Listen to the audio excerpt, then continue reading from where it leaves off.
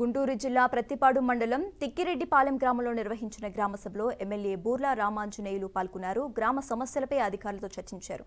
కేంద్ర రాష్ట్ర ప్రభుత్వాల సంయుక్త ఆధ్వర్యంలో గ్రామీణ ఉపాధి హామీ పథకాన్ని బలోపేతం చేసేందుకు మంత్రి పవన్ కళ్యాణ్ శ్రీకారం చుట్టారన్నారు.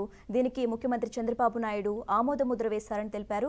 గ్రామ స్థాయిలో అన్ని రంగాల్లో అభివృద్ధి చేసేందుకు రాష్ట్ర వ్యాప్తంగా గ్రామ సభలు నిర్వహిస్తున్నామని చెప్పారు. ప్రతి 6 నెలలకు ఒకసారి గ్రామ సభలు నిర్వహించి అభివృద్ధిపై సమీక్ష జరిపిస్తామని స్పష్టం చేశారు. మళ్ళీ ఒక 6 నెలలకి అంటే సంవత్సరానికి 2 సార్లు గ్రామ సభ జరుగుతుంది. 2 సార్లు చేసిన పనుల మీద తనిఖీలు జరుగుతాయి.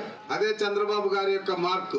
ఎటువంటి పరిస్థితుల్లో పనుల్లో నాణ్యత గాని లోపించడం గాని పనుల్లో అవినీతి గాని ఆయన ఎటువంటి పరిస్థితుల్లో ఒప్పుకోరు. సో 2 సార్లు మన గ్రామంలో ఆడిట్ జరుగుతుంది, 2 సార్లు గ్రామ సభలు జరుగుతాయి. మరి ఇంత ప్రతిష్టతో కూడినటువంటి ఈ కార్యక్రమం వెనక ఏముంది అంటే కేంద్రంలో అత్యధిక బడ్జెట్ ఉన్నటువంటి శాఖ పంచాయతీరాజ్ రూరల్ డెవలప్మెంట్. ఎందుకంటే నేను అందులో 3.5 సంవత్సరాలు పనిచేశా. అప్పటి వరకు గ్రామీణ ఉపాధి హామీ అంటే పేదలకు కూలీ ఇచ్చేటటువంటి పథకం. వాళ్ళు పోయి చెరువులో దిగితే ఓ 2 గంటలు 3 గంటలు అలా ఇలా తిరిగితే ఒక 50 రూపాయలు 100 రూపాయలు వాళ్ళ అకౌంట్ లో వేసే పథకం తప్ప మరొకటి కాదు. అయితే